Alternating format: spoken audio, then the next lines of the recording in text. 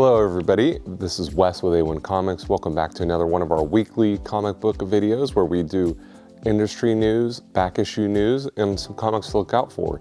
So to catch you up on everything for the week, stay tuned right here. Thank you guys so much for joining us again. If you're a returning viewer and if it's your first time, thanks for giving us a shot.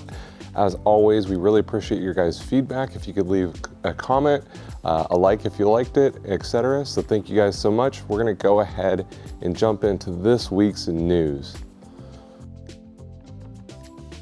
In the back issue market this week, again, not to sound like a broken record, but we are seeing some similar trends. We have seen some new things that are interesting and some new interesting developments, but some of the things that we have seen that are notable or interesting this week as far as sales go.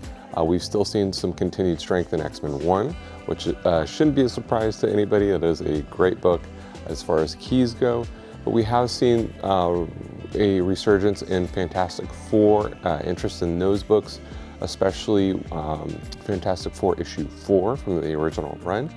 A great Silver Age book, which is the first Silver Age appearance of the Submariner, who there has been a lot of speculation and talk as far as that character appearing in the next Black Panther movie. So there's probably a lot to do with that. We've also seen a Tales to Astonish 90, the first appearance of the Abomination, which due to the recent Shang-Chi trailer teasing the Abomination, that book has definitely gone up as far as value and interest. So that is a good book to have. Also, we're seeing a lot of continued interest in books around the Loki show, such as Journey into Mystery 103, first appearance of the Enchantress, who, spoilers, people are thinking that the female Loki may be the Enchantress. So that's an interesting little bit of a tie-in there and something to look out for and think about.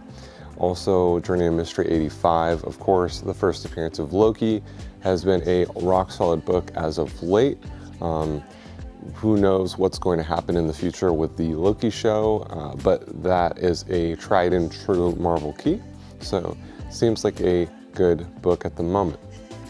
Another interesting development we've had is we've seen continued strength and even an uptick or some more interest in Golden Age books. I know a few weeks ago we touched on that as well, but we've definitely seen some very strong sales, particularly in classic covers, such as Matt Baker covers, one of the most well-known and sought-after Golden Age artists. Some of the romantic books that he's done, as well as the Good Girl books he's done, those have seen some very strong sales that have broken records. We've also seen continued strength in EC horror, so pre-code horror books they've continued to be books that people are searching after, and I think that people are realizing there's a very limited supply in those books, so you're starting to see increased demand and a significantly limited supply in those, so that is a combination for those books to start going up. So those are some interesting things that we're seeing in the back issue market. Overall, we do see a lot of things that are kind of continuing on. We have seen some books start to pull back a little bit as far as maybe some price corrections, but very minor and mostly in books that maybe were modern books that there was a large supply for, and maybe the prices was a little bit above where it should be. But overall, this hobby is seeing a lot of great strength, a lot of enthusiasm.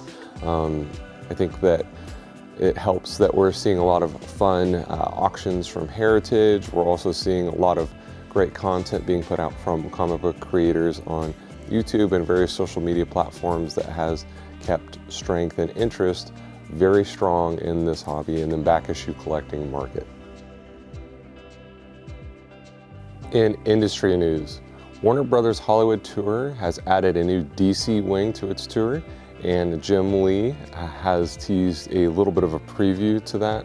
So that's an interesting new comic book related news that is a little bit of a interesting turn or departure from normal comic book news. So something kind of fun to look at. Also from Marvel, Patrick Gleason has teased Ben Reilly's new outfit. So I know that when it comes to Spider-Man, and there's changes, and especially from a artist like Gleason, that's going to draw a lot of attention. So that is definitely something to look out for. Recently, former Blade villain actor Stephen Dorff took to Twitter to say that Scarlett Johansson's new Black Widow movie looked like garbage and that he was embarrassed for her, which were some tweets that definitely ruffled the feathers of many Marvel fans who took to Twitter to defend her.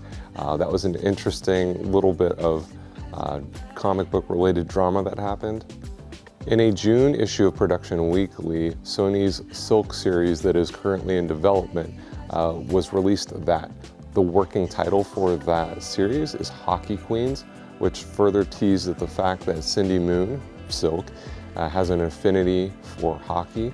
So it's interesting to see what's going on and little tidbits of information that are leaking out from that. Recent data has been released that showed 2020 there was record sales for graphic novels and comic books. So looks like during the last year there was a lot of people reading comics, which is great to hear. In comics to look out for this week, from DC we have Batman Fortnite Zero Point issue 6. We also have Justice League Infinity #1. And we also have Nice House on the Lake issue 2 from James Tynion, a series that a lot of people around this shop and a lot of people that I have talked to have really enjoyed that book. I have not got a chance to read it yet, but the buzz around it is awesome. So those are 3 books from DC that are definitely books to look out for.